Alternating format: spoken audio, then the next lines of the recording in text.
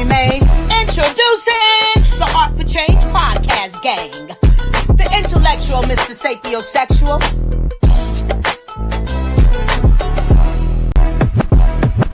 That's all you gotta do, be you.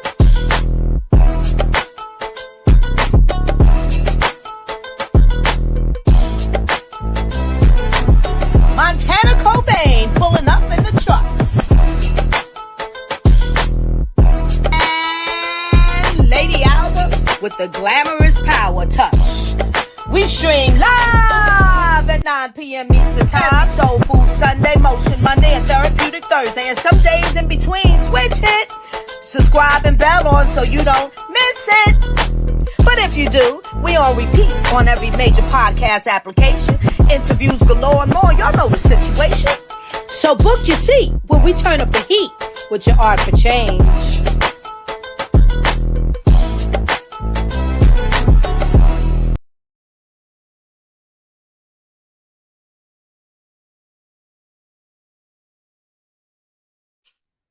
Yes, y'all. And we are live. What's going on, Art Through This and Change Makers? Yes. It's another episode of Art for Change podcast. Today is Take Two Tuesday. Yes, sir. I am your host, Mr. Sapiosexual, and my co-host. You already know it's your boy BU, because that's all you gotta do is be you. Let's get it. Let's get it. Lady Alba, how you doing, Queen? I am good. I'm good. How y'all doing? Blessed and highly favored. Can't complain. All right. Yes, I got a lot to complain about, but I won't, because I'm blessed and highly favored too. Yes, and I'm gonna receive that. Hey, look, don't say you complain about nothing. What that shirt say? Get over it. I know that's right. Yes, ma'am. BU, how was your day today, sir? It was good. I was off by like 9 a.m. In the morning? Yeah, we went to the mountains. What time did you go in? At like, well, I went in at like, I got there at 6. So it was like a 3-hour walk in the mountains. Oh, man, that ain't bad. I think it. And you got paid for all day? Yeah. Yeah, I think I went home. I was so bored. I was trying to clean, but I already cleaned so much because I've been bored lately. So it's like, I ain't got nothing to do. I'm going to sleep. Got nothing to do. I respect that. You had a little health scare last week or so, man. How you doing health-wise? Oh, I'm better. I'm about like 99.7%. Oh, shit. What? All right. Last week it was 83. He said I'm going up, cuz I'm going up. You know what I had to do? I had to get over it. The boy said he had to get over it. Look here, man. I got shit to do. I can't let this sickness keep me down. Yeah, honestly. Yes, sir. Do understand. But yeah, it was a good day. Easy, light day. Like that. I like that. Today we got a few topics that we're gonna talk about. We're going to talk about family. We're going to talk about making a change, whether it's in your family, whether it's in politics, whether it's in the foundational, whether it's personal, or whether it's worldly. So, you know what I'm saying? That's what we're going to dive into today, and how can making a change impact you, or what you're going to do to make that change. You know, first we got family as our number one topic. So we're gonna go into family, then we're gonna go into political, then foundational, then personal, and then keep it going right on that way. First question I got for my panel tonight: how do you prioritize family in your daily life? For me, it would be, and it's not even direct. It's like, it kind of sounds selfish, but it's not as well. I get back and go to work, because that's without that, like, I can't take care of nothing. Not my family, not me, not nothing. So like, if it was just me, I could be lazy and not do nothing, barely go to work, go to my mama's house, chill, relax, I'll probably have a PS5. Have PS5. Yeah, see, I ain't got time to play games, so like I ain't got no have time. I don't Yeah. have one either. I don't have no gaming console. Yeah, I speak to young brothers and they be like, "Oh, you don't have a? What do you do?" I'm like, "Well, I got shit to do. What do you mean?" what do you do with all your extra time? Man, What I ain't got no extra extra time. What do you mean? What are we talking about here? You know what I'm Yeah, saying? I get up at 2 in the morning.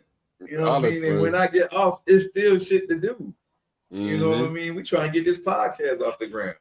You know what I mean? I'm trying to Honestly. build a brand with my poetry. I'm trying to build a brand with my reptiles. You know what I mean? Like, Honestly. I still got to, if nothing else, text them kids how they doing, because I call them, Mhm. they don't want to talk to me. You know what I mean? They talk to me 10, 15 minutes and they out the phone. Now if I text them, they'll sit there and text me back and forth. All day. Mhm. You know what I mean? So, Or if they need something. or if they need something, or they gonna give you a call.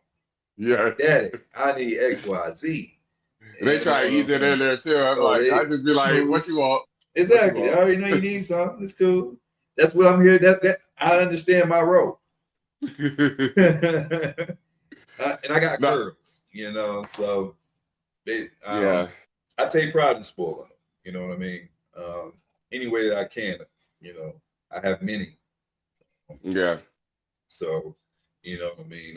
If I had one, I probably could do a lot more for that one than I can do for my 6. But that's why my ass is up on all ends, because I got to be a multi-billionaire before I leave this earth to create a legacy for these little people. Generational wealth. Generational industry. Ooh, switch it up. Switch it. Shout out my boy Marshall. Hell we got our own M. You know what I'm saying? Mm-hmm. Yeah, man. But yeah, that's my answer though. Yeah, I mean, because we spoke about this before. I gotta take care of me first. Yes. You know, because if I ain't good, ain't nobody else under me gonna be good. So. Right, and we had that conversation, and for the people who don't understand what Mr. BU was saying, I need you to understand that if you was on an airplane and it was going down and the oxygen mask came down, before you could help your little one, you have to first help yourself. Mm-hmm. You know, y'all better wake up and pay attention. Hey, we dropping jewels on this Take Two Tuesday, man. I'm thinking Mr. Teaching tonight. You know, I gotta be on my professor tonight. He's not just hosting, he I work teaching. too hard. I still got a PS5. Fuck you mean? Hey, by all means. Hey, that's Montana. Yeah, I can read. Hey, hop your ass on this panel. Look. That's funny. That's funny. Hey, you ain't got as many kids as me, Montana. You got time to play a video game. Then me and BU, we got a dozen kids together. For real. Just me and his kids is a dozen kids in one. And look, if me and BU walked into a place with his 6 and my 6, they gonna think we on a field trip. They gonna think we got a daycare in this motherfucker or something. These are our kids. What do you mean? Hey, what gender is our 6 kids? And we got 5 girls each and 2 boys apart. 1 boy each. So yeah. Yeah, so you talk about 10 girls and 2 boys. Yeah. And the boys are the youngest in both families. Yep. Yeah. That's crazy. Yeah, we relate on so many levels. Yeah. That is crazy. So many levels. You know what I'm saying? Yeah, man. And everything happened for a reason, man. Like, yeah, I'll leave it at that. I'll leave it at that. Everything happened for a reason. When we started this podcast, for those of you who may not know, BU was not the original co-host. You know what I mean? I had to kick the door down. BU was not the original co-host, you know, but how life worked, BU is the co-host. You know what I'm saying? And you know, he's the only one been as consistent with me, man. And I love and I appreciate everybody, because nobody's getting paid for this. So anybody that's here, is here on their own free will when they got time. So I will never, I can only appreciate the amount of time that anybody gave us, but you know what I'm saying? Like he's sticking this thing out with me, and I appreciate it. Yeah. Yo, that just told me more of me and BU's roller coaster ride. He wasn't the original co-host. He kicked the door in, and then here I come. Say, what's she doing? She ain't kicking the door in, and I kicked it. That part. That shit's still off the edges. Yeah. Hey, look, Montana said, look, man, that PS5 keep me off mofo's ass. You feel me? I respect. Nah, that's true though. I respect. People have their different ways of like coping. Hey, you gotta have a outlet. You know what I'm saying? Mine is my pen. You know what I'm saying?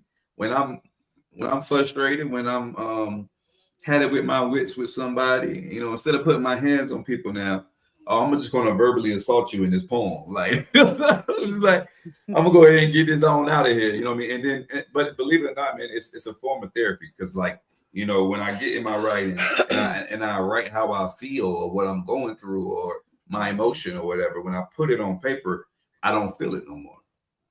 It's like I was able to. Nice. It's almost like I was able to, release that from me. Transfer that energy. Transfer that energy. Thank you, brother.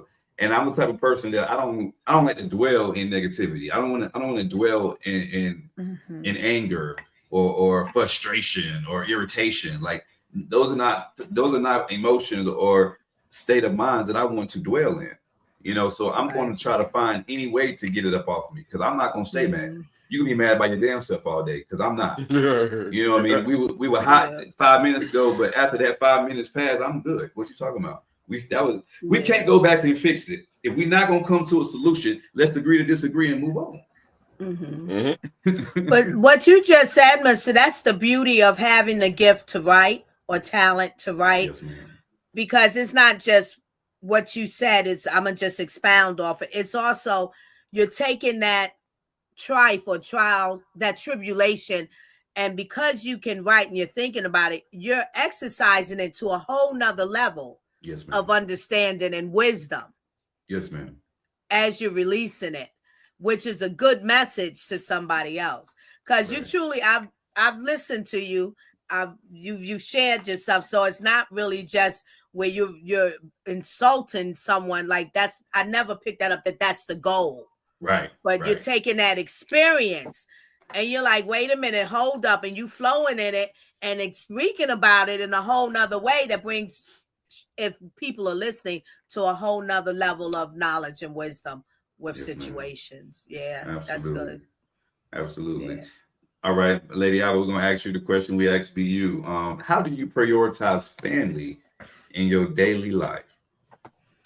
Simple. Family first. Every day, all day. But it gets tweaked. As the children get older, different stages, so the tweak happens. Well, you don't need me to sit down with you I don't have to go through your book bag. Right. After maybe once you get to junior high. Why you didn't do your homework? Like what? I'm not going through your book bag. Like I shouldn't have to do that. That's over. You out of elementary. And then throughout the day, even though I say every day, all day, but throughout the day, the tweak is I need to pull back and do what I need to do to balance myself out so I can still partake in this lovely family that I have.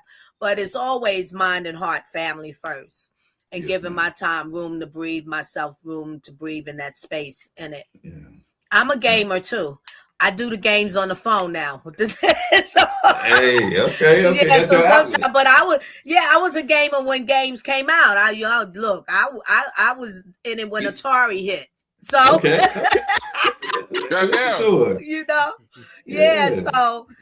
So sometimes I have to say, put the game down, because you can get caught up in it. It is a good relaxation thing. It helps to block out. But I can tell you, sometimes I experience where this game is not helping. My mind is still exploding on things. I'm not relaxed. So I really need to put the game down and figure out something else right now. Right. But family first, always mind and heart. Be present. It's not always about gotta go taking them here, doing this, whatever you can do. But I think present is numero uno. Like I am here. Yeah. We might not be going here and this and that, whatever reason, could be financial, but I am here. Me. Yes, I ain't here with a man or this man, and after that, no, it's just me. This is our house. I'm here. Available to you always. Yep. Hey, look what my tenant said. He said, just get on a shooting game. No, I don't like those, Montana. She need Grand Theft Auto. You need to play Grand Theft Auto. Yeah, I just like hey, those. just release it. Let it all out. Just let it all out. Just let it out. Maybe. But I don't know. That might build up something too wrong in me. That might, look. You know what you need? You need one of them rage rooms. You ever heard of them rage rooms where you get to throw the knives and break the glass? Break the glass. Yeah. I think that is good therapy, especially for people who have anger issues. Mm-hmm. You know what I mean? Mm-hmm. Rage is a real thing. It's a book called Rage. I advise anybody to read it. Mm-hmm. And it will tell you a lot about yourself. Y'all niggas is crazy. Yeah. Or I call it a war room, or a war room, guys. War room. Okay. Yeah. Yeah. For me, but I just to add in, I do sometimes just let out screams. I allow myself to do literally because it's here. So I convince myself to let go and let it out. Yeah, for real. I ain't gonna lie, if you grab me, you do that, you gotta give your hands up. You gotta give your hands up, baby. What we doing? I'm good at slamming doors too, y'all. If it feels like a storm, which could be synonymous to a rage, I'm good at close. Oh yeah, I would take, because I try not to, but I want to do something that I shouldn't do. So then I just go and I take the door. I look at it. I literally slam it. You look at the door too? Yeah. I think that's a woman thing. Women love to slam that door. It's a release because I'm not coming to try to slam something else. So let me slam this door and be done. Sometimes I got to go back and slam again. Respectfully, of course. So look, for me, how I prioritize my family in my day-to-day life is just like Lady Ava said, and also BU, family is numero uno. The only reason why I'm away from home right now is for family. When I get up in the morning, when I'm laying in that bed at 2:30, 3 o'clock in the morning, and my alarm is going off, and I don't want to get my ass out of bed, and I'm feeling comfortable, and I don't want to get the fuck up. My kids is what motivates me. You know what I mean? Look, I didn't come all the way to New Mexico being 22 hours away from home to not work, to not provide, to not, give my children a better life.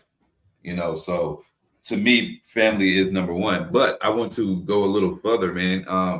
When you work with people, 60 hours a week, you with those people more than you with your family. So for me, those are your work family. So how you treat those people too, is an extension of how you prioritize family on a day-to-day life. You know what I mean? So you with those people more than you with your primary family. So yes, man, those people are just, like you said, those people are family too. You got your work family and you got your home family, and both of them is equally important. Because if I'm on the ride home and somebody from work got a work vest on and they over on the side of the road, you best believe I'm gonna pull over. You know what I mean? You good? Before we leave out of work every day, I tell everybody, hey, drive safe. You know what I mean? I want to see you tomorrow, type shit. You know what I mean? And that's just who I am now. It's embedded in my culture. What family traditions do you hold dear, and how do they shape your value? We got a tradition. It's kind of like a family reunion, but it's not. But it's like we always meet, no matter what, the whole family Thanksgiving. either Thanksgiving or Christmas. The whole family, everybody. And that's a tradition because, especially in the Black culture, we usually only meet unless there's a wedding or a funeral. Mm. There's a death or that. But random days, like we pick random days too throughout the year. Like during the summer, we'll pick a random day. Everybody meet up, and everybody is from out of state. Well, most of my family live in Florida, but yeah, that's a good tradition yearly, no matter what. Right. And then OG, that's what my grandma called herself, OG. Y'all know my grandma crazy, but OG, and she makes sure she got to be there no matter what, and she let everybody know. I'm the patriarch of the family. She tell all that, all that stuff. Big boss. But yeah, that's my way. I love it. I love it. And how does those meetups and those gatherings, how does that help shape your values? It helps you actually not take your family for granted, and it helps you value them even more because you don't see these people all year, and then you don't know. Everybody got a life. Like I got a life, Yes, you got a life. Yes, sir.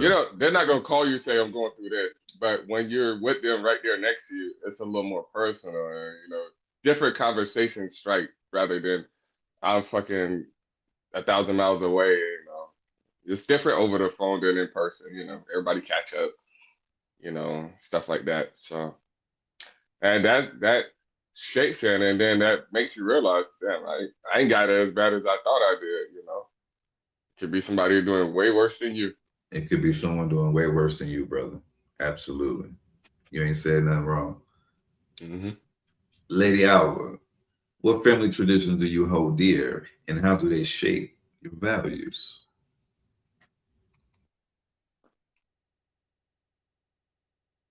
Yeah, sorry, you're on mute, Lady Alva. I'm sorry. I hold dear what I call now, and for some years now, the holy season. Worldly is different names, so I'll give it resurrection, which is Easter, worldly. Then we have Thanksgiving. I'm gonna do Thanksgiving, Christmas, which is Christmas for those who like Christmas. What's that? And then the New Year. That's the holy season to me, and for many of us, So I hold them very near. How they shaped my values is the fact that I hold that so endearing. It comes from my grandmother, my mother's mother, predominantly, that this is what she did. This is when she come from family of, it was originally 21 children her parents had. Most of them migrated to New York and lived their adult years coming from South Carolina and New York. So we're always they're coming to her house or Brooklyn where some of the siblings are. And then there was a couple in the Bronx. But the gathering was deep and heavy. And, soul food nailed it because I actually have that experience of soul food. So it was a time where whatever age, when you're a little bit, and then you're seeing all of your elders, cousins and everybody together having a good time and food galore, and you just have that. That's when you're very free at that time. There's nothing really that you hiding or trying to. You're just so in such comfort, and it's so soulful that it's really an opportunity for your parents or the elders to really dig in and get to know the little ones. So it really kind of, because I've experienced that too. Like, dang, I was a little too free. They got me to get to tell some stories I shouldn't have told, tell some secrets. I was too honest. But that soulfulness of it and that vibe is highly valuable. And I love it. And then I've kept it up. I have that torch for myself, and I've done that with my family. And it's also a time too, even with me now, like my kids don't concern themselves about coming to see me, the ones that don't live in my house day to day, week to week, or maybe even month to month. It's amazing. I'm like, well, wait a minute, I'm right here in the same borough now, you know. But if I say I'm cooking, here they come. You understand? Here they come. So it's like, I got you on that for sure. Yeah, and even if I say, come on by, one of them, they're going to ask, are you cooking? So it's like, sometimes, okay, I got to cook for you to come here. I guess so. Yeah, I'm cooking. Right, so yeah, I hope that my grandmother set that path, and she did that all the time. And it's so valuable to me because everyone comes together. You get to know more about one another. You have a good time. You love on one another. And, you know, and because day to day, as we live and get older, we get more into living our own lives, you know. So, yeah, that's it for me. Absolutely. I think my answer is probably is very similar to each of yours. A tradition that holds dear to me was our annual meetups. Yeah. You know what I mean? We would, like, you would have your immediate family on the actual day, like Thanksgiving Day would be your immediate family. But then the following weekend, we would have like the McGurk's Thanksgiving, you know, and everybody would bring a dish, you know what I mean? And we would have breakfast, we would have lunch and dinner, and then dinner they would do the Secret Santa pull-in for the Christmas get together, which would be the weekend after Christmas that we used to do. And both of those, you know, you got all the elders of the family was there. You got to see how a man and a woman act and maintain that's been together 20, 30 plus years, you know. So learning that those core values, you have people who are older than you and telling you, hey, y'all can't be doing this, or hey, y'all can't be doing that. Hey, young man, pull your pants up, and that ain't your mama, that ain't your daddy, that's your uncle. You know what I mean? And so it taught you to have respect. It taught you integrity. You know what I mean? And it helped build the foundation of the person that you are when you grow up. I say yes sir, no ma'am to everybody because when I was a child, we couldn't speak to our adults and say, huh, what? You know what I mean? That was zero tolerance. You know, if my uncle spoke to me and said something, I had to respond with him. If I did not hear him with sir, you know, I couldn't hit the what. You know what I mean? So now it's just embedded. You know, in my adulthood, people be like, "Are you military?" And I'd be like, "Nah." You know, like, oh my gosh, you was working so well. You know, and it's funny that they say that because I didn't look at it, and it was almost aggravating when I was a kid that why I gotta call you sir, why I gotta call you ma'am. But now in my adulthood, it comes off the tongue. That's just how I talk. That's just my verbiage. You know, and that was just values and cores that was instilled, you know, by being around an older generation that had more structure. It was really the village raising the family, and you know what I'm saying? And we were more close knit. I knew all my cousins by name. Now I don't know half the family. I don't know none of my cousins' offsprings. You know what I mean? Yeah. Or offspring's offspring. You know what I mean? So, and I've been absent from the reunions for so long that, you know, a lot of my little cousins probably don't even know who I am. You know what I mean? And I can't tell you nobody's name per se. You know, so I actually think that that's something that we should get back to, and that I should get back to because other families still do. I'm pretty much an introvert, so I don't do the things as I used to do when I was forced to do them. You know, all of us grew up, and it just seemed like the cousins that are around my age, we all kind of doing our own thing, and we don't show up like we used to. Mister, I got a question for you because you provoked my memory. Did you experience having to give like all your aunts a kiss or let them kiss you? Like you couldn't even say no? Come on, what you told, boy? Come on over here, give me a kiss. Yeah. I'm not just kiss on the cheek, kiss on the cheeks, and you had to do the hug, the warm embrace. Yeah, absolutely. Yeah. Wasn't no choice. Yeah. You know, I think that. Go ahead. Nah, that wasn't just a McGirt family reunion though, because hey, a lot of people used to be out there, including me. Yeah, yeah. You know, I was there. You know, everybody brought a plus one or two, you know. So Yeah. absolutely, absolutely, man. And it's all good vibes. Mhm. You know what I mean? And the kids did not understand or know nothing about the adult drama. When you were the child, you stayed in the child's place. You know, and I kind of think some of those values is missing in today's children because I was at the bus stop with my kids, and these little kids that's in elementary school just sitting there cussing like sailors while I'm standing there and other parents. And they didn't have no fear, no nothing. No You know what I mean? regards. Yeah. So no regard. Absolutely. So you're like, yeah, life has definitely changed because I wouldn't have dared talk how them young fellas was talking, you know what I'm saying, in front of adults. Yeah. And back then, at that time, anybody could whoop you. Anybody could correct you.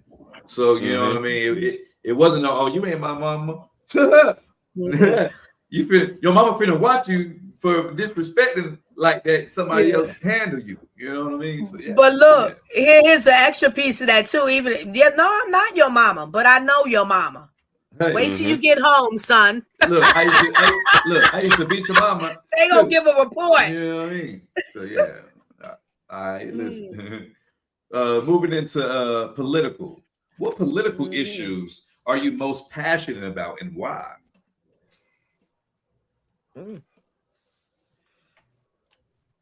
Lady Alva. Lady Alva. See, he know it's broad. That's why he passing it to me. That is real broad. So I gotta swiftly think of which one I want to talk about here tonight. Political issues.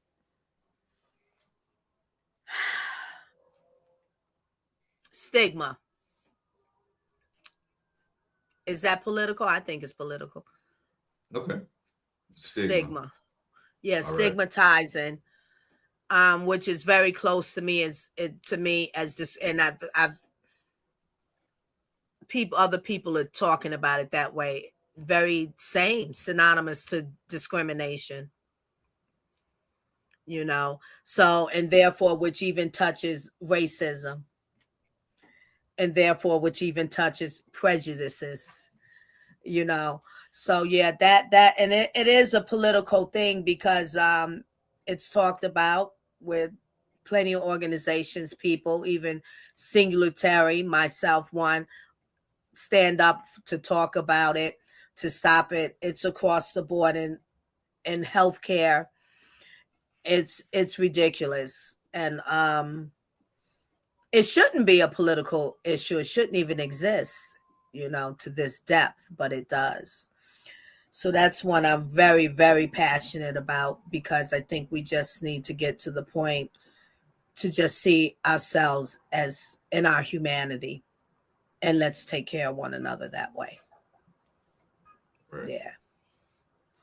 I like that answer. Yeah, that's it. I think I answered the whole question. Yep. Yes, ma'am. I think you did. What is the political issue that you're most passionate about and why, brother? I don't know.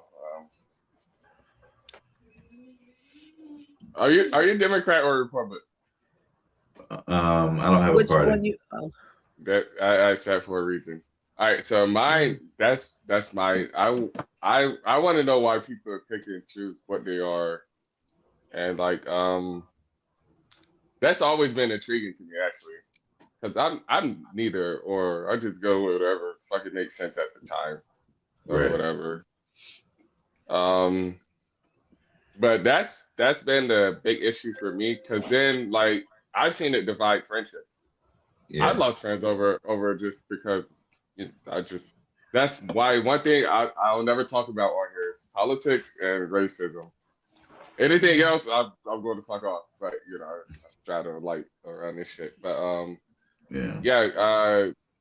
there's a division with that too, Democrats and Republicans, and like rules friendships and everything. So I was always intrigued about why people pick what they pick. Like there's people say because they got money they go Republican. There's more people who are brainwashed that go Republican. it don't benefit them at all just because. But yeah, that's my answer. I respect that, man. I I don't know. respect that. But you know what I mean, man. I ain't never scared. And I'm a rebel for change. So Hey. with that being said, political issues that it's most passionate about would probably be the systematic disparity.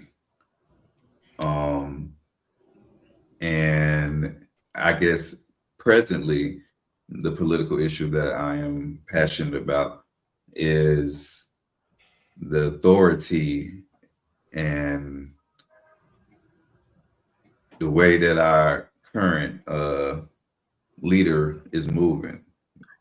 I think that I feel like he's trying to divide our country. I think he does a lot of things to create like rage bait. And I think he just wants to see division. But, you know, I would tell all of us that, you know, united we stand, divided we fall. Yeah. And that's treading real lightly on this subject. I can feel that. I got the feeling from you, but I'm like, yo, I don't even want to say nothing behind it. I did not want to get canceled, so that's why Yeah, Listen, I want you to can't put no cancel sparks what in God the ignition ordained. You know that's what I laying mean? there. So Well, I don't want to try to that's get where I'm canceled. at with That's it. true. That's true. Amen to that. So let's go, BU. You first. Hey, bring it on. How do you engage in your community to influence political change, if any? I don't. I ain't gonna lie to you. I should start. I should start looking to it, but I don't. Right. I don't like go out in the community and like, hey, do this, do that. Right. Maybe I should start. I should start, but I mean, I don't. Right. Ooh, I got a good Hey, one. somebody, we all got to start somewhere, correct? Yeah. All right. What you got for me, Lady Alba? Ask the question again. How do you engage with your community to influence political change? Check this out. I just be me. Hey, come back to me again. He said, "Throw that shit back one more time." Hold on. There you go. There you go. Hey, be you. Hey, Spin go the ahead. block I'm on a that yield. clip. I'm a yield, and then I'll continue when you done. No, I'm good. I'm good. I'm good. Yeah, no, but for real, I be me. The part of me that I know I'm a messenger. I'm a one to stand up for correction myself and to stand for correction to those definitely I encounter with. I'm a community person. I'm a people person. Plenty of people in my community know me. And I talk to them. I can go outside and I jive with them, but I have interesting conversations with them. And I be me and deliver messages all the time. And sometimes even in the supermarket when I'm shopping with the cashier that's checking me out. You know, here's an example. We have this new bag system, right? That we pay for the bags to put our merchandise in. Never was like that. And for those of y'all that don't come from the generation I come from, and then when you go shopping, you're getting a bag. You don't have to ask. So it doesn't matter whether you're walking, shopping cart, or you're getting in your car because it's in the parking lot, wherever. Your merchandise goes into a bag. You never have to ask. And you didn't pay for it. If you did pay for it, it was already incorporated into the hidden fees, maybe within the merchandise. Who knew? Because that's how sales works, you know. But anyhow, so today is different, right? Because recycling. So now we're paying for bags, and you have a lot of cashiers. They don't just give you a bag. I've literally waited on all this stuff I got. And then I'm looking at it, I'm like, can I get it in the bag, please? Oh, you didn't ask for a bag, miss. I have to ask for a bag?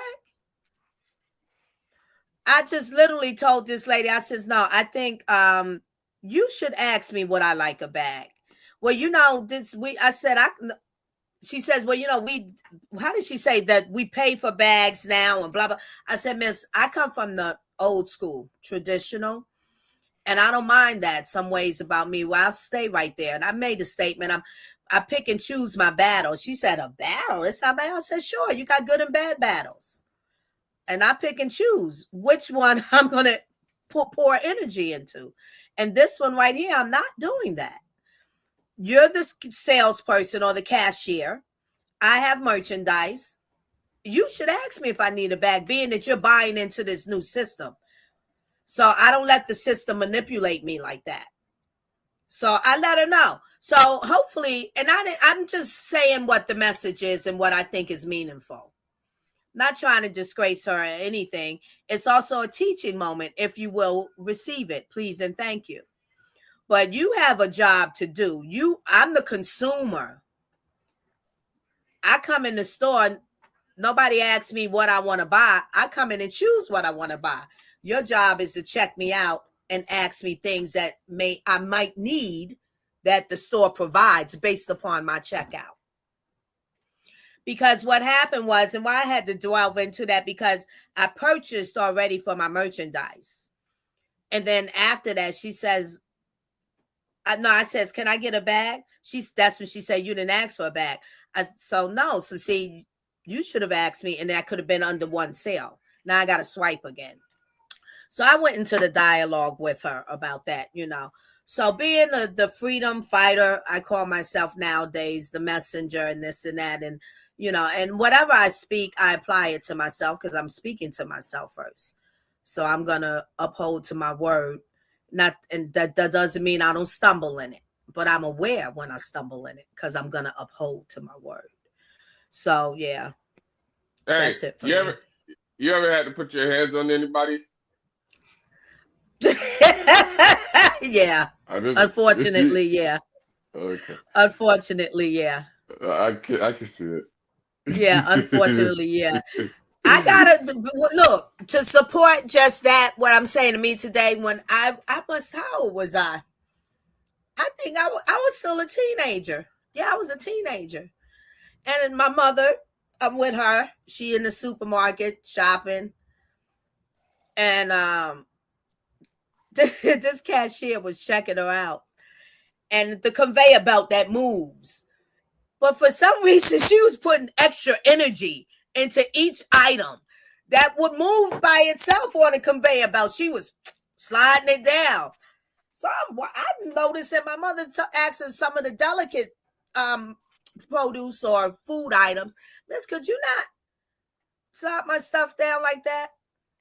She didn't respond, but she's still doing it. So I said, I don't know what I called at that time. I can tell you how I saw her at that time. My mindset, some young white girl playing games. So I said, did you hear what my mother asked you? Because now it's eggs and bread. And she looked, so what do you, I said, you do it again. You're going to see what you're going to get. I picked up my mother had maybe the 150 roll of aluminum foil, Reynolds, heavy duty. I picked it up and started beating her. Didn't I tell you with the foil? People like you. The manager this was a store in Queens somewhere. Yeah, I was a teenager. My mother's like, oh my gosh, Ellen, stop. I said, she didn't listen. Yeah, so that, that's just a story because you asked me. Yeah. But now I know how to deliver the message differently. Yeah, that's good. All right. All right, what about Mr.? Okay, so I don't know how we went there, but the question was, how do you engage with your community to influence political change? For me, anybody that's an influence when you're beating somebody up on with the foil. I'm influencing her. Don't do it to another customer. Yes, ma'am. Absolutely. You did some influencing. You sure did. Okay. I don't condone that today. Just to know. Okay. I'm quiet. All right. I don't want to talk over you. I'm done. Thank For you. me, for me, I think anybody that know me personally, know I use my social media platforms as a way of information. If you come to my page, you're not going to see me share booty shaking videos or funny content. I don't really share too much of that. When you come to my page is almost like the news. You're gonna learn something when you come to my page because everything I'm sharing is informative. Everything that I'm saying, everything I'm sharing is to create some type of spark in someone's mind. Even if it's something for them to challenge, even if it's something for them to do their own research, But my page is always putting out some type of political content or bringing awareness to something. If I see that a child is missing, I'm sharing it. If I see that there's something going on in the community, I'm sharing it. So that's ways that I give back, and also this platform. Anytime that is any type of injustice going on, we talk about it. And we bring it to the forefront. I'm a spoken word poet. If you listen to a lot of my poetry is political. A lot of my poetry is about speaking against indifference and the injustice. So like I said, I'm a rebel with a cause. So and my cause is a positive change. In any way that I can effectively do that, I'm going to do that. Yes, ma'am. So that's the way that I engage with the community to influence political change. Foundational. What foundational beliefs guide your decision making, Lady Alvin? What foundational beliefs guides my decision making? The foundation of God's word, God's knowledge and wisdom guides my decision making. Right. Yes, ma'am. What about you, BU? I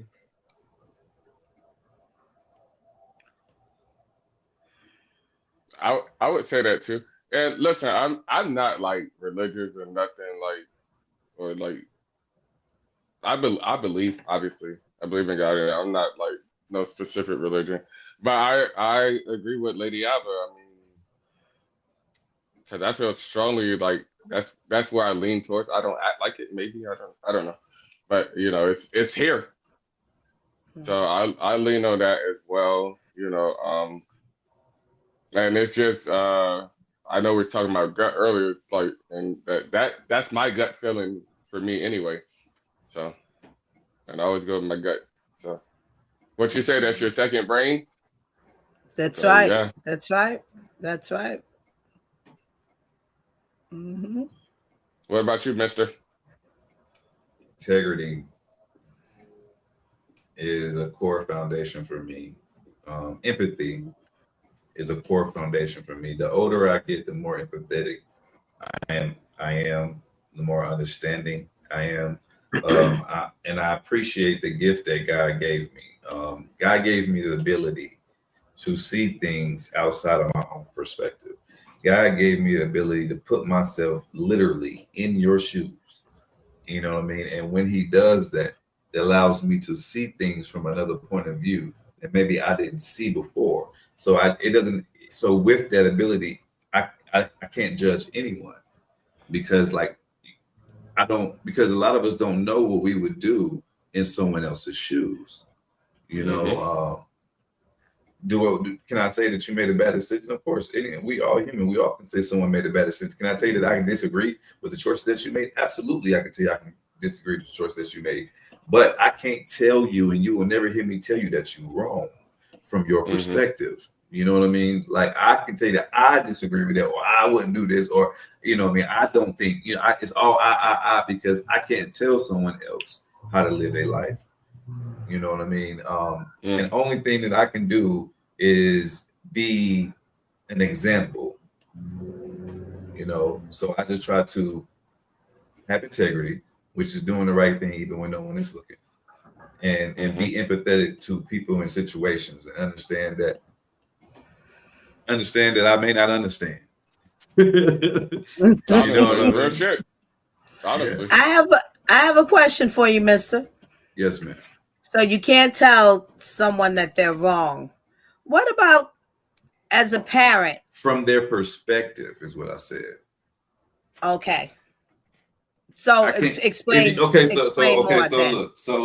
give you. So me and my girl is having a conversation, right? And she telling me that I did X, Y, Z, this, that, and the third, and it made her feel this, that, and the third. I can't tell her that she don't feel that way. I can't tell her that from her perspective that's not what I did, even though I know that that's not what I did, even though that was not my intentions, even though maybe I don't think she does feel that way, but I can't say that. If that's her truth, that is her truth. Who am I to tell you that your truth isn't true? Okay. I got it.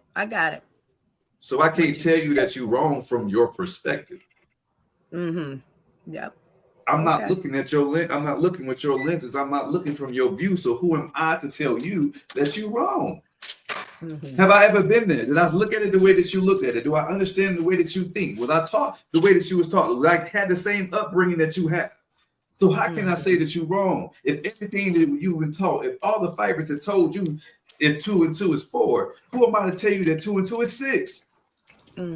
Because I was taught that 2 and 2 is 6. You know what I mean? So that's what I'm saying. Like, I can never tell nobody that they're wrong from their perspective. I can say, hey, man, if it was me, I wouldn't have done that. Or if you ask me, can you say there's an error in your perspective? No. There may be. No. That's just no. I can't tell somebody it's an error in their perspective. That's the same thing as me telling you. That's their perspective. How you gonna tell me it's an error in my perspective and you don't even know where I'm coming from? Maybe a glitch. How about if you use the word a glitch? I can't say that there's nothing in your perspective. I can just say that from your perspective. I can just say that I don't agree. That's all I can do, and at the end of the day, I have to agree to disagree. You know what I mean, and move on. It says if you have a quarrel with your brother, he go to the west and you go to the east. It don't say that y'all supposed to harsh it out. The Bible says get angry, but sin not. So it's like I can't say even if you harm me, even if you do me wrong, I still gotta be like, okay. From whatever reason you felt like you had to do me like that, I forgive you. I don't understand it, but I understand that I don't understand, and that's enough for me. We two different people. I would have never crossed you that way. I would have never done you like that. But now I know that that's how you move. So now it's on me on how I want to deal with you moving further. You know what I mean? Now, if I got to create some distance and love you from a distance, so be it. You know what I mean? But you can't never get that same energy from me if you did me a certain type of way. You know what I mean? If my energy was off with you, then I just need to be in a different place where my energy is more profound. Iron sharpens iron. When I'm around dull people and I'm sharp and I'm around dull people, the more I bring my sharpness to someone who is dull, what happens? I become your shit dull. gonna get dull. Yeah. I become dull. So the only way so the only way I can sharpen my tools, amen. So the only way to sharpen my tools is to find me some more knives. I gotta find me some more steel. I gotta find me some more motherfuckers cut from the same cloth as me. I gotta find my tribe. We could agree to disagree. I don't understand from your perspectives. So if I'm not going to tell you that you're wrong from your perspective, I just gotta distance myself from that perspective because I disagree with it. I understand what you're saying, but you gave me something you gave me some work to do. No, for real, you gave me some work to do. Thank you. Yes, ma'am. Yes, ma'am. All right. Next question is hold on before we do that. Montana, you just gonna creep up in the building, man. What's going on, Montana Cobain? What's going on, my peoples? What's happening? Hey, Montana. Since you're here, my brother. Do I? Since you're here, my brother. What foundational beliefs guide your decision making? Do or drink. No, Mm. What foundational beliefs guides my decision making? My belief in God and Christ. Like I can do all things through He who strengthens me. Amen. You know what I mean? So it's like that played a major impact on my decision making. You know, whether it be, it might be a task where I'm like, man, I can't do this shit, or you know what I'm saying? I might fail, but then I gotta remember I got big standards on my side. So Okay. he's gonna make a way out of no way. So I'm gonna try it. I'm gonna go for it. And yeah, that's pretty much it right there. Yes, sir. Because faith with size of mustard seeds can move mountains. Yes, sir. Amen. Yes, yes, yes. Um, Next question I have for the collective. How has your upbringing influenced your current world view? How has your upbringing influenced your current world view? We'll go with you, be you first.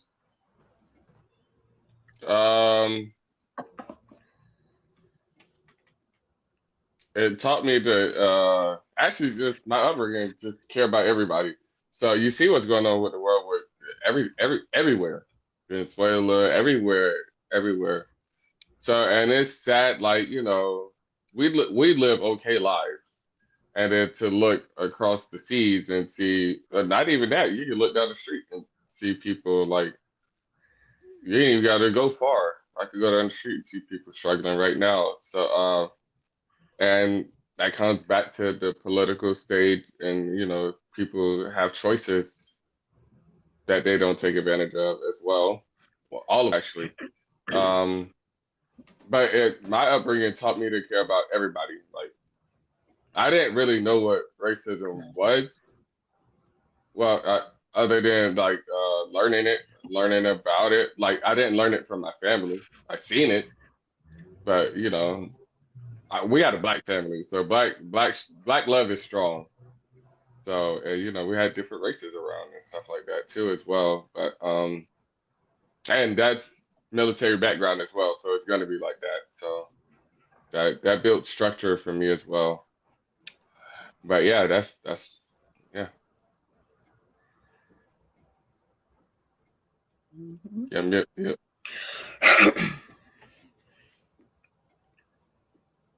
Yeah, mute.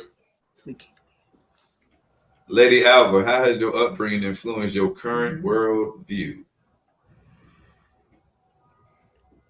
My upbringing has influenced my current worldview, and it just hasn't gotten to the point of influence my current. It influenced everything about me. My upbringing is all parts of me.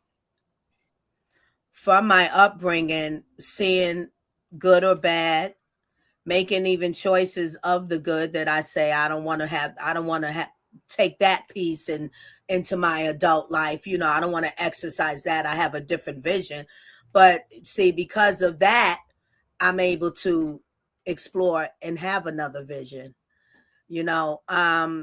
God planted the seed and born me into this family, and I became one of the limbs. And I am all of that currently.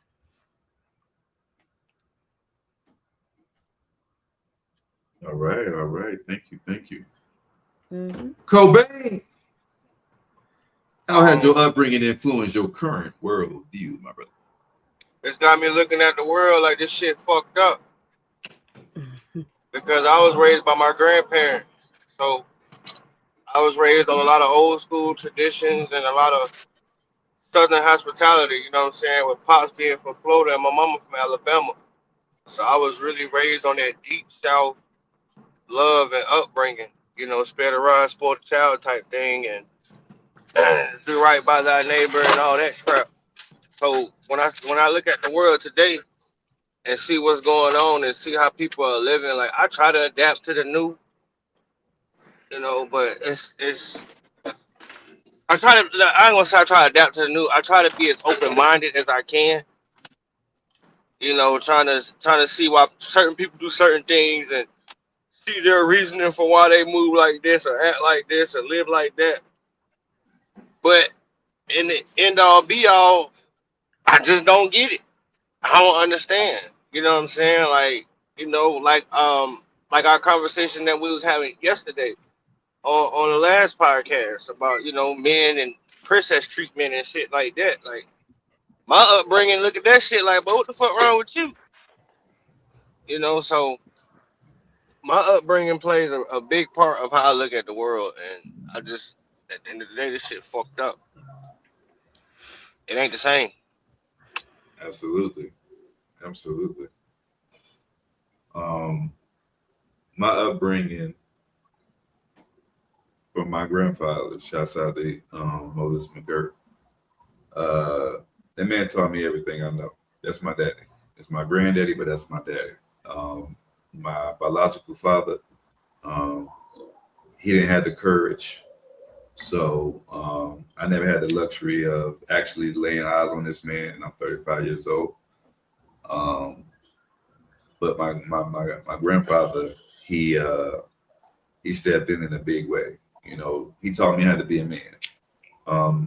My granddad taught me how to make money from a very young age. He taught me how to tear a house down and build it back up. He taught me how to fish. He taught me how to treat people. I watched people treat my granddaddy ugly, and I watched him turn around and treat them with grace. And then I watched God favor him for it. So my grandfather was the best example of a human being that I could ever have. You know what I'm saying? I've never seen him misharm anybody that didn't need it. You know what I'm saying? And he gave everybody grace. You know what I mean? He did anything that he could for anybody. And he can build anything. You know what I mean? He's very intelligent and he don't raise his voice. You know what I mean? So unless he has to, you know what I mean? So like, you know what I mean? And he's a revered and strong man and he don't have to flex his muscle.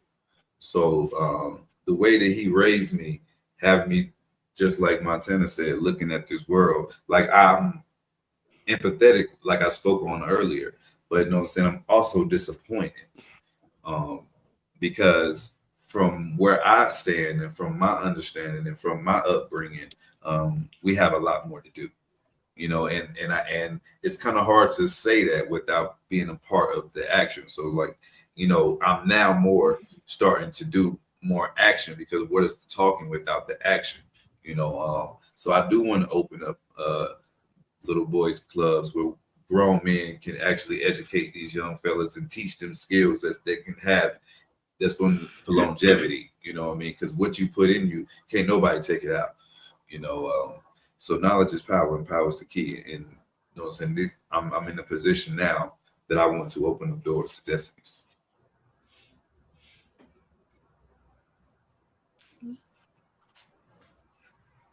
Going on, you said a mouthful. Yeah, man. The poet get to talking sometime. He said sometime. I'll be quiet. Personally, what personal changes are you currently pursuing, and what motivates them?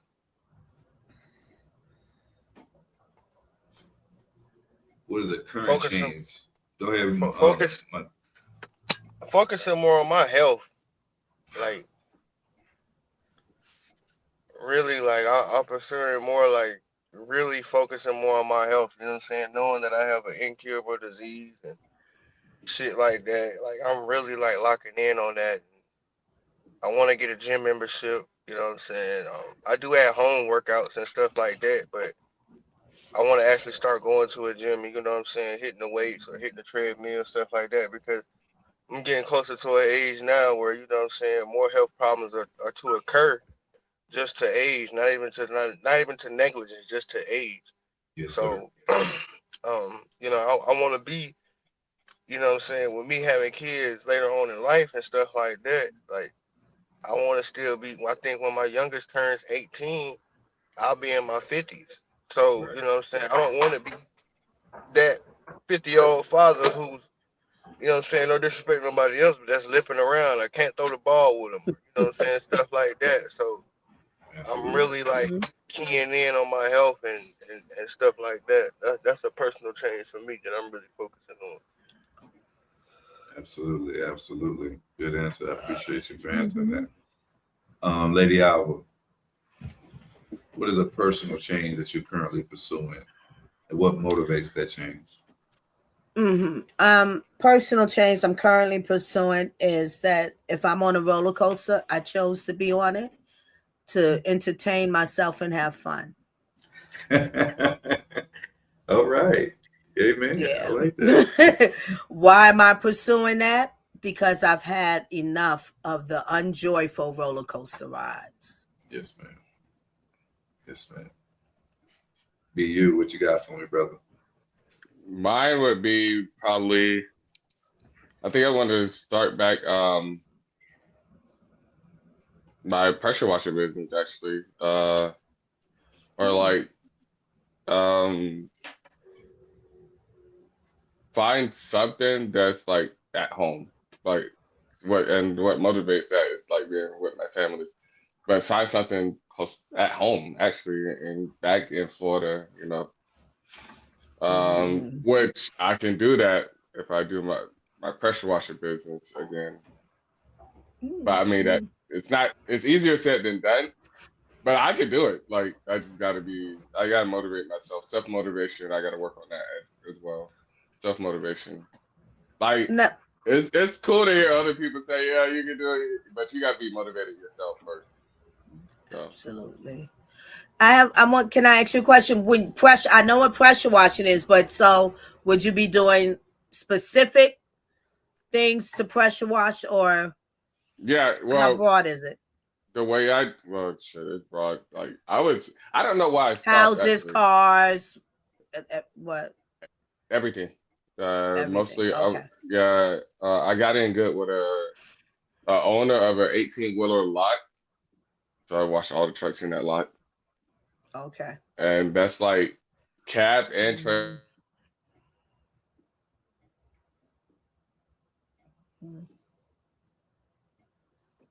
I'm frozen, or we frozen, or he's frozen. Maybe he's frozen.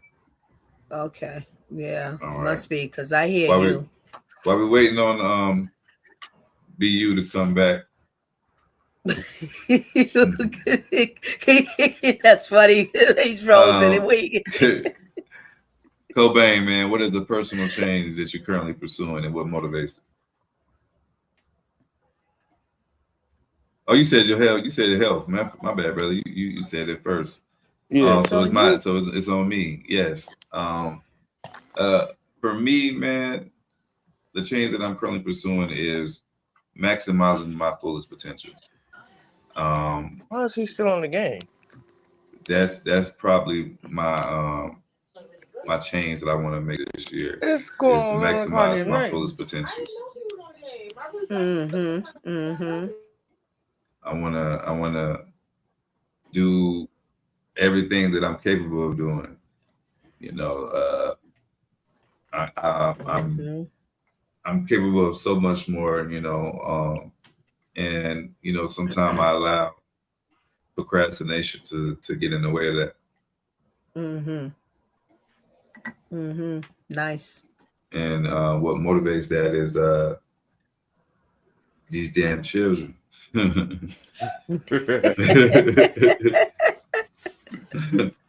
know what I'm saying? I got a lot of mouths to feed. You know what I'm saying? I got a lot of shoes to buy. You know what I'm saying? Yes, ma'am. I got a lot of college tuitions, and I got girls. So what? I got to pay for all the weddings because I'm the daddy, right? You know what I'm saying? Look, we got prom dresses. That's right. You know what I mean? For every one of them. You know, look, yeah. Yeah, that's a lot. Thinking about that. Yeah, man. Listen, and they all like steps, so it's gonna be like, yeah. No matter about one car, two car, three car, yeah. That's great. Yeah, everybody gonna be right behind each other, all type of stuff. Yeah. So yeah, my children is definitely my motivation, and my change is just to maximize my ability to make the best of my circumstances. Nice. Mm-hmm. Yeah, for sure, right on. How do you find personal success, and what steps are you taking to achieve them? Be you. Personal success. I mean, to me, personal success are like, I don't know if y'all do this, but like there's like I got small goals that I make. Like I don't even tell nobody about it. Like, yo, I gotta get this done. It's in my brain somewhere in this whatever's going on in there. But like, I find that as personal success. Like, and everybody don't have to know your success as well too. People feel like you got to show, oh, I'm doing this. You got to keep people up to date with what you're doing. I like silent success actually. That's why I make personal goals to myself. They might be mid-term or long-term or even short-term, but like and then the way I define them, I mean, what's the second part? Yeah, that was the second part. And what steps I take to achieve them? Yes, sir. What So steps you take to achieve? I set a big goal, but I make small goals in between that to get eventually to that bigger goal. Because you can't just go from here to, oh, I achieved a big goal. There's always steps in between to get into that spot. But yeah, that's how I handle it. Amen. Mm-hmm. Lady Alba. Question again, because I didn't catch the second part either. Like, Yes, ma'am. It says, how do you define personal success, and what steps are you taking to achieve it? oh, okay. I define personal success for my children to be okay and flourishing in their lives. And then the rest is about investing in me. That's real personal success for me right now. Investing in me and what I have to give, invest in it and rock on with it and do it. Still I forgot. I must be getting tired. The second and what was the second part The again? steps. The steps. The steps. Well, see, when I say things like if I'm on a roller coaster, then I'm on it because I choose it and I'm on it to enjoy it and entertain myself. So if I'm on a roller coaster and it's not because of that, that's the steps I'm taking to get there. I cannot be on a roller coaster where it's not by my choice solely and where it's enjoyment and entertainment because it's such a distraction. It's so exhausting. It takes so much away from me. And then I have to peel more banana peels. I'm still peeling the peelings of my bananas of the old. You understand? So that now I got more to compiled on top of, that I done made success. I done peeled 100 bananas. Now here come 50 more. Oh, now I'm set back. I'm in emotional distraught. I'm tired. It takes more time for me to overcome. So that's why. And those are the steps I'm taking to really be, I guess, introverted within myself to really be closer to God. Mm-hmm. Touche. Amen. Mm-hmm. Montana Cobain. How do you Yeah, define personal success, and what steps are you taking to achieve it?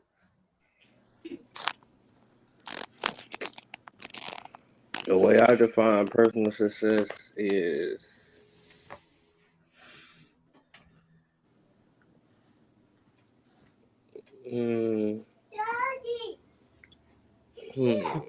it would have to be like what, son? Okay, thank you. Okay. All right, go play the game. Oh, my bad. But the way I would define personal success would have to be no stress, debt free, and a smile on everybody's face that's around me. That I would be like my that. personal success. Like I'm not stressing about anything. I ain't worried about no bill collectors calling. My kids straight, the lady straight. That's my personal success. I could give a damn about being a billionaire. Of course, I want to be a millionaire, but you know what I'm saying. I'm okay with being a thousandaire. You know what I'm saying? Me too. I never heard that. I like that. I'm okay Yeah, with me that. You know too. what I mean? Like as long as I'm living A comfortably, thousandaire. you know what I'm saying. As long as I'm living comfortably Mm. and everything is taken care of, and nobody around me wants for anything, I'm I'm happy. I'm at peace. Hmm. You know what I'm saying? Like I'm not gonna, like I said again. Of course, I would love to be a millionaire. I would love it, but I'm okay with being a thousandaire. Don't let that go over your head. Hmm. Thousandaire. Hell yeah, hell yeah. Respectfully. um, how do I define personal success and what steps do I take to achieve it? Personal success for me will be like a perfect balance between career fulfillment, excuse me, and my personal happiness. Um, and I'm still my kind of feel like that too. That makes a lot of sense. Everybody around me happy, like my immediate circle. You know, what I'm saying everyone else is happy as well. To me, that would be the ultimate success, and it doesn't have to be a dollar value on that. It's just that whatever career that I am in, you know what I'm saying, I'm successful in it, you know, and it's able to um, make a living for me and mine. And the steps that I take to achieve that is just like BU said, we take small goals to get to big goals. Mm-hmm. Worldly. Now we got the worldly topic. What is a global issue that you feel most compelled to address and why?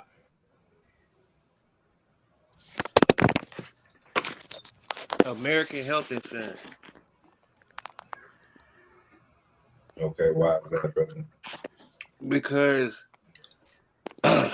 we make all this damn. We got all this money, but we in debt with so many other people. But you see countries who are, you know, on the economic scale way poorer than us with free healthcare,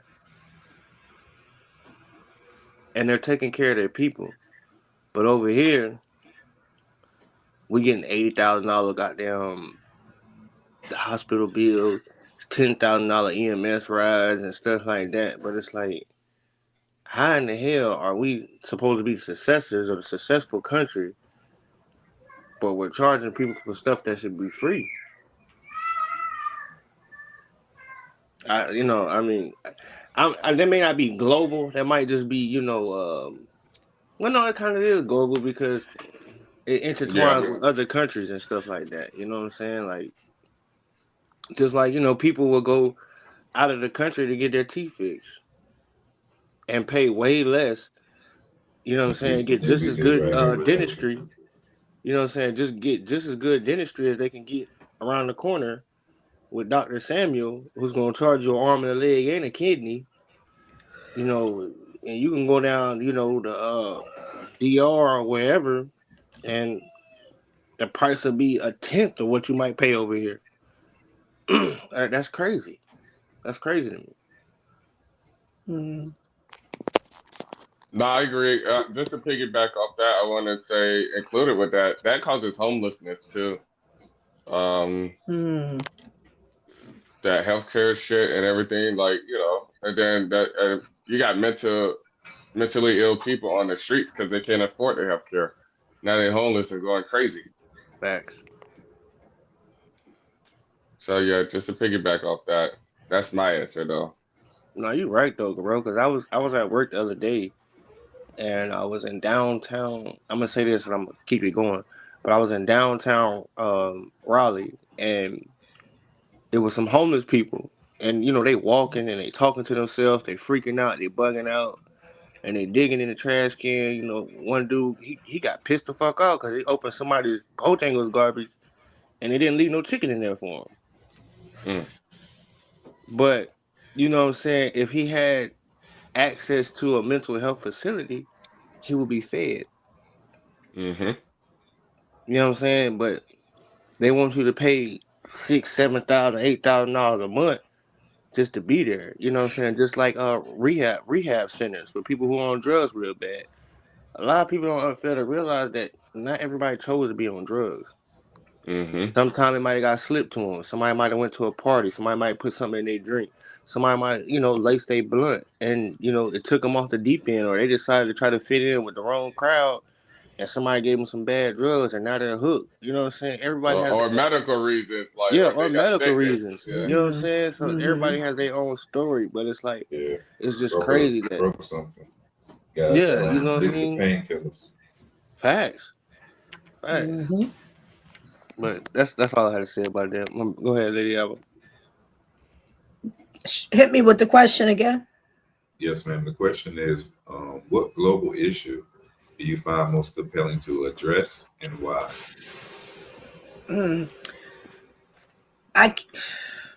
I'm picking one because I have so many. I got a list of what's compelling for me, but I'm gonna go with tonight. The answer to that question is communication, the art of language. We've fallen so far away of speaking with our intelligence. We've fallen so far away. The majority of in our culture, our children and so forth and so on, they're not speaking from intelligence. It's a very watered down, nonsensical way of communication. And it is causing a lot of trouble, a lot of chaos. It consumes them to where it's a whole new cloth that's over them that shouldn't even be there. So I'm gonna, communication is very serious for me. Mm-hmm. Okay. A global issue that I feel compelled to address would be the issues, the things that's going on in the Congo, the Republic, where is families and children being forced to mine from lithium, for gold, for zinc. Same thing has happened in Sudan, and it is like phase 5 as far as like starvation for the whole country, like thousands, hundreds of thousands have died in like the last 2-3 years. The issues that's going on in the Gaza Strip, the greed for oil from big people and corporations that take from the less to make their pockets fatter. These are global issues that I find most pressing. It's families right now that's being forced to dig for lithium and dig for zinc and dig for gold for us to have cell phones, for us to have jewelry, for us to have these luxuries of life. People's lives is being taken. Those are global issues that I find pressing, and anytime that I get a moment to speak on it, I want to bring it to the forefront. Yeah. May I just I want to just reiterate that, just in case if someone knows, communication is global. If anyone out there didn't connect with that. Yeah, we didn't. No one said we didn't. Not you guys here. Out and beyond our viewers or viewers to come. Yeah. Right. All right, Lady Alba, you want to run through our fun facts for tonight? Okay, why not? Seem like that's my task. Art facts of or historical events on January 13th. 1930. The first issue of Harper's Bazaar was published. 1982. The Vietnam Veterans Memorial was dedicated in Washington, D.C. 1958. The first Miss America pageant was televised. 1936. The famous artist Salvador Dali painted The Persistence of Memory. We just spoke about him too. Was that he was in a fun fact for some yesterday I don't think one it was day Salvador. recent. Maybe I don't think it was Salvador. Well, the name Dali is rings a bell. Okay, but 1970. I mean, he might have been a duo, and in the place. Right. Yeah, he a double hitter. 1978. The iconic Saturday Night Fever soundtrack was released. 1992, the opening of the Museum of Contemporary Art in Los Angeles.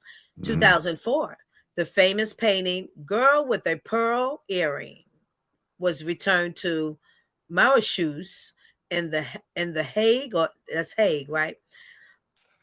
Yeah, I think so. Yeah. Yeah. After a traveling exhibition. I always feel I'm so at this point. If you don't know how to pronounce, just ask BU, because every time I don't, he got me like, yeah. So, where was that? Okay, The Hague. I got it. 8. Yeah. Okay, 1967, the Summer of Love concept began taking shape in San Francisco. 1998, the Van Gogh Museum in Amsterdam opened a new wing. 2010, the unveiling of the Giants Causeway sculpture in Northern Ireland. What is that? You're going to Google it. I sure am. Google it. Celebrity birthdays, Lady Alba. Yes, sir. Celebrity birthdays on January 13th, 2026. Liam Hemsworth, born 1990, an Australian actor known for his roles in the Hunger Games series and The Last Song. He gained his fame for his performances and relationships in the public eye. Kate Middleton, born 1982, the Duchess of Cambridge. Known for her charitable work and role in the British royal family, she has been influential in promoting mental health awareness and early childhood development. Patrick Dempsey, born 1966, an American actor famous for his role as Dr. Derek Shepherd on Grey's Anatomy. Dempsey has also pursued a career in motorsports. Julia Louis-Dreyfus, born 1961, an acclaimed American actress and comedian celebrated for her roles in Seinfeld and Veep, for which she has won multiple Emmy Awards. Orlando Bloom, born 1977, a British actor known for his roles in The Lord of the Rings and Pirates of the Caribbean franchises, as well as his advocacy for environmental issues. I want to say, just because it sparked my mind, they put here classified Patrick Dempsey just as in Grey's Anatomy, but for me and a lot of us, he sparked in a movie, something about 16, I think it was. The younger him then, yeah, that's when he really caught our eye. All right. Before we get up out of here, ladies and gentlemen, hey, do y'all got something positive for the people? Let's go around the panel. Montana Cobain. Always.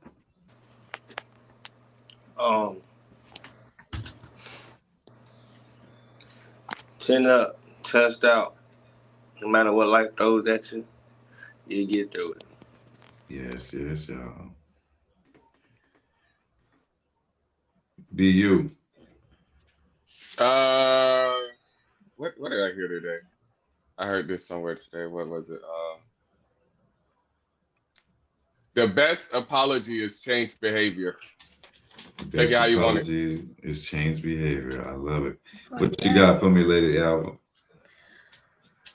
Don't box me in. Receive the message. I like it. I like it. Thank you, ladies and gentlemen, for locking in with us. We appreciate you, Art Through This and Change Makers. Man, this has been another episode of Art for Change. Yes, y'all. Hey, look, don't forget to like, subscribe, to tell a friend to lock in with Art for Change. We go live on Mondays, on Thursdays, and on Sundays at 9 p.m. and sometime in between, like we are today. So you never know, man. We always have artists come in and check in with us and professionals. So you never know who we're gonna have in the building, man. So this is why hit that bell and tell a friend, man. Art for Change is in now, y'all. Yes. But until next time, don't forget to go to our highlight section in our Instagram page, the official Art for Change podcast. If you go to our Instagram page in the highlight section, we got some discounts for you. If you go to Molly B's in our highlight section, if you go to take you straight to her website, Molly B's has artisan cookies. They come straight to your door within 2 to 3 days. They are very inexpensive. And on top of that, you get a 10% discount on the entire website. And they are delicious. Hey, you heard it here first. Also, you got Old Glory. If you're the type of person like graphic tees, just like this one right here, Old Glory got over 30,000 different items on their website, and you get everything on the entire website for 15% off. Just make sure Art for Change is in the promo. The same with Molly B's. And also, you got to wash some cookies down with something. So you might as well get you some Patriot water. They got oxidated water. They come in 32 ounce bottles. They come straight to your door. Fast delivery. Listen, crystal clear water, baby.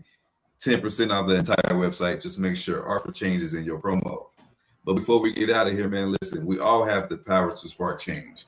You know what I mean? So instead of trying to spark the negativity, we can always spark positivity. So be that light and shine, baby. Until next time, peace and love. Art for Change, gang. We out.